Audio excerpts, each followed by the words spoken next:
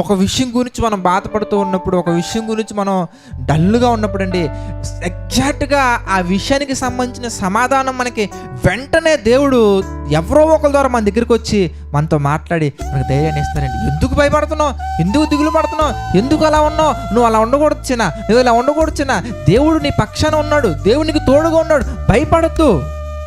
కనిపించేవి ఇవ్వండి, కనిపించనివి ఏంటో తెలుసా, మన మీదకి చాలామంది ఈటి విసరాలనుకుంటారు సౌలు గారిలాగా. అది ఉద్యోగ విషయంలో కానీ, చదువు విషయంలో కానీ, అభివృద్ధి విషయంలో కానీ, ఏ విషయంలో అయినా కానీ మన మీదకి ఈటి విసరాలనుకుంటారు చాలామంది.